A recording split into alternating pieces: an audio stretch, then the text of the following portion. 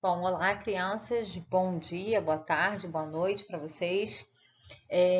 Nossa aula 7, já começa a nossa aula de revisão do terceiro bimestre, ok? Eu dividi em duas partes e a gente vai estar vendo aí os conceitos de calor, de escala termométrica, ok? Bora lá. Bom, a gente vai falar agora sobre calor e temperatura, né? E a gente vai dizer o seguinte, que calor é a quantidade de energia transferida de um corpo para o outro quando há uma diferença de temperatura entre eles. Lembrando que esse calor, ele sempre passa do corpo mais quente para o corpo mais frio, tá? Logo, o calor, ele é uma energia que está sempre em trânsito, ela está sempre sendo transferida de um corpo para o outro. E no momento que esses corpos, né, que estão interagindo nesse sistema, eles atingem a mesma temperatura, a gente diz que alcançou o equilíbrio térmico. Bom, e aí a gente viu que aqui no Brasil, né, a temperatura ela é medida em graus Celsius, né, é a nossa escala. Mas a gente também viu que em alguns países, né, essa escala, né, esse padrão de medida é em outra escala. Por exemplo, nos países com língua inglesa, usa-se a medição pela escala Fahrenheit. E a gente sabe que tem essas três escalas, Celsius, Fahrenheit e Kelvin, né? Eles tomam como base para fazer a conversão os pontos de fusão e ebulição da água, né? Fusão 0 graus Celsius, que é a temperatura em que a água vira gelo, e ebulição 100 graus Celsius, que é quando a água vira vapor.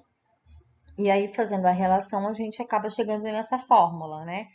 Que a gente utiliza para fazer a conversão das temperaturas.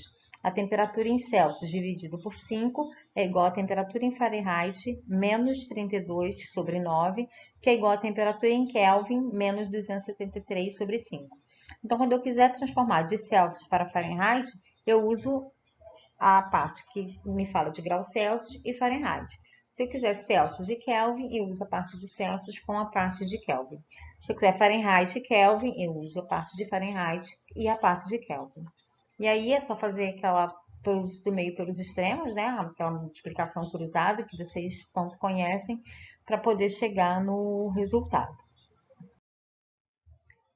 Bom, e aí a gente falou também sobre calor específico, né?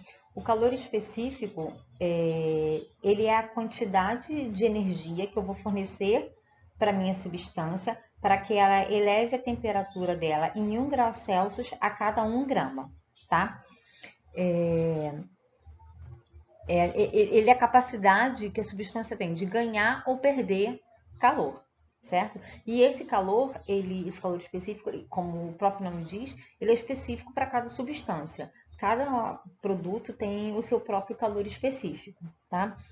E aí, para eu saber como eu consigo calcular, isso depende da minha massa, do meu produto, né, da minha substância, e de quanto a temperatura variou se ele ganhou ou perdeu temperatura, né? Porque eu posso também resfriar ele. Então, quando eu resfrio, a minha temperatura ela acaba tendo se eu perdi temperatura, imagina que eu estou a 100 graus Celsius e eu quero resfriar para 20. Então, a minha variação de temperatura foi de menos 80 graus, ok? Então, o meu resultado vai dar negativo porque eu estou perdendo calor, tá? Então, a fórmula é Q é igual a M vezes C vezes a variação da temperatura, que é a temperatura final menos a temperatura inicial. Para finalizar, a gente falou de calor latente.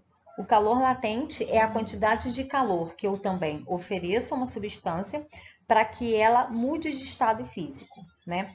Eu tenho uma substância que se encontra no estado sólido, por exemplo, um bloco de gelo, eu quero saber a quantidade de calor que eu vou ter que fornecer para aquele sistema para que ela se torne líquido, tá? Então, ele pode ser de fusão ou de vaporização, tá ok? Então, isso também me mostra que é muito mais fácil, por exemplo, eu derreter uma barra de gelo de 200 gramas fica uma barra de gelo de 1 quilo, certo? Eu preciso colocar muito mais calor na barra de 1 quilo do que na barra de 200 gramas. Então, a quantidade de calor ela é o produto da minha massa vezes o calor latente da substância. Bom, crianças, eu sugiro que vocês revejam os vídeos, né, antigos, se ficar com alguma dúvida, refaçam a lista, ok? As listas, na verdade, da lista 1 até a lista 4,